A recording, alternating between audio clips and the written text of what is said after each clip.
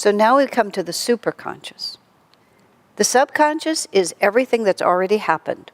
And whenever we're reacting from the subconscious, we are simply repeating what we already know. And that doesn't necessarily mean that it's ugly or evil or bad or to be avoided. You know, subconscious habits and subconscious attitudes, some of them are really just fine. A lot of our subconscious has been well programmed. And not everything merely because it's already there is bad. Every time we do good things, we're also building subconscious conditioning that's beneficial. But merely because it feels right doesn't mean that it's taking us where we want to go. It just means that it feels familiar. And this is where the trickiness about internal, your inner voice has to be refined. It may be a strong inner voice. It just may be a very subconscious inner voice. Superconscious is the part of us that connects with the infinite. If you think of it like this, let's think of it as an inverted pyramid. And this is the jiva identified with this particular body. And ego is the jiva identified with the body. And physical body, astral, and causal. There are 3 levels, but let's just say physical body. That's what ego is. Ego is the infinite, the jiva, identified with this limited form. Therefore, ego tells us, protect the limited form at all times.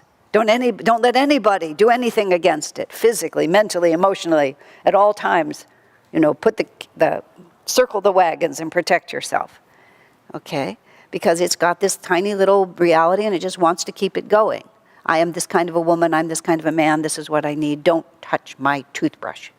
Okay? It happens, doesn't it? Yeah, don't touch my toothbrush. Okay, but in fact, this is the tiniest manifestation of this expanding reality, which is our true self. The self is just a little tiny pinpoint of the true self. And this literally goes out to infinity. There's no boundaries to this. Everything about this is coming up from the subconscious, from all the previous incarnations. But what we're really trying to do is to move into the superconscious. And superconscious is where the infinite connects with the limited. So at all times that we are being influenced by the subconscious, all our unresolved regrets, all our unresolved longings that are just trying to push us, our fears, everything that contracts us, simultaneously, with actually greater force, although we're not always aware of it, we're being called to expand. Because the jiva knows that our happiness does not lie in contraction, but in expansion. And so now we get 2 more words here, which is, my pen is not working, which is expansive versus contractive. And contractive means anything that takes me back to what I've already experienced and what I already know. And expansive is anything that takes me to become bigger and more than I presently am. It might be expansive to take ballet lessons. It might be expansive to learn to play the piano. It might be expansive to not react in the same way you have always reacted, to have a new response to the same old input. That could be an expansive reaction. Now, that means that you can't always judge expansive in terms of what's nice, pleasurable, or easy. Because if, for example, you have allowed people to constantly take advantage of you because you have never had the courage to really stand up for what you know to be true, to be very cooperative and nice for you is not expansive. It's just following the same old subconscious pattern and just staying as small as possible because you're reacting to the possibility that it'll get worse if I do something different. And someone made a comment here that even though what's going on is not so terrific, we tend to prefer the known suffering to the fear of what might happen if I stepped out of what's known to me. And this is why the subconscious holds us. But simultaneously, we know that what I already know isn't enough. That's why you end up in this room. Because even though you're all people of accomplishment, education, talent, ability, nobody survives in this valley without a lot of those qualities, which is why actually I love being here. It's just a super dynamic part of the world to live in. So you have accomplished a great deal, and much that your subconscious is giving you is terrific. But somehow you know that it's not enough. The present level of whatever it is that you've accomplished feels contractive. There's got to be more, and that's what's calling you. It's your superconscious, and the superconscious never rests. And it's never going to give up, no matter how many times you tell it to shut up, no matter how many incarnations you turn your back on it.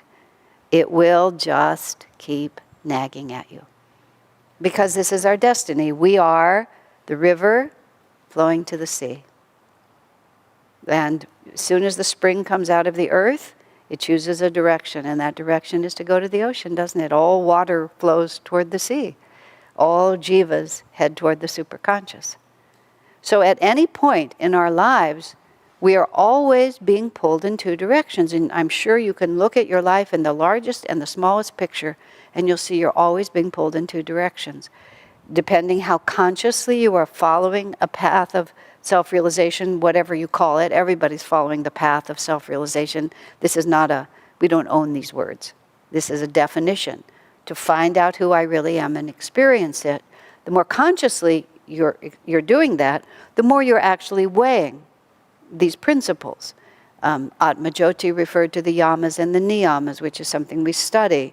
And we say this is, truthfulness, harmlessness, covetousness of things that are not mine, devotion to God, many others that come with that. A friend of mine raised 8 children, and early on she put the yamas and the niyamas, they're the do's and the don'ts, the things you should cultivate, the things that you should avoid. She put them on the refrigerator, as she put it, literally on the refrigerator in the household with 8 children.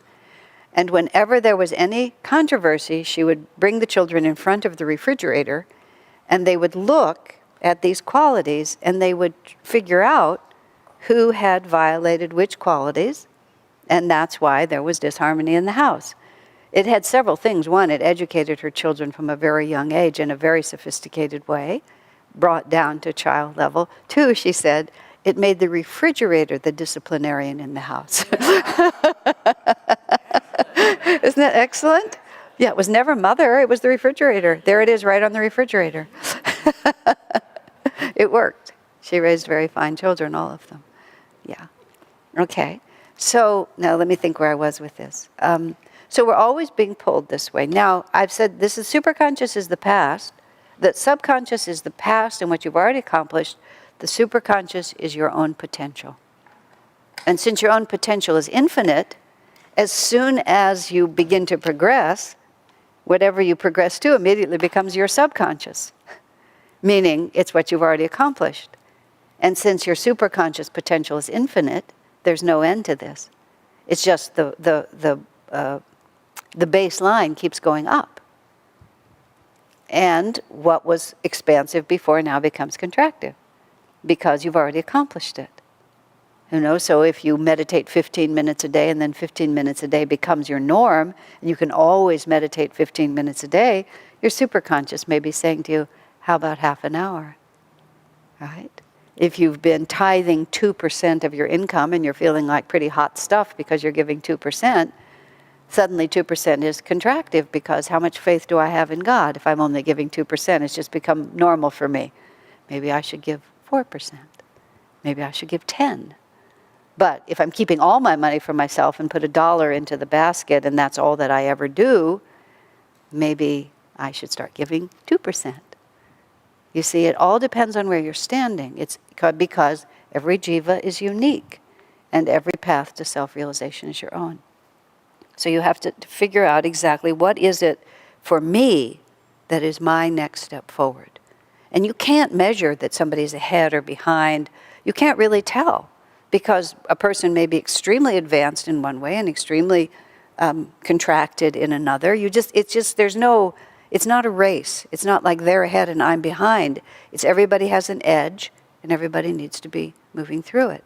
Now, the conscious level of awareness actually doesn't really exist as a separate reality.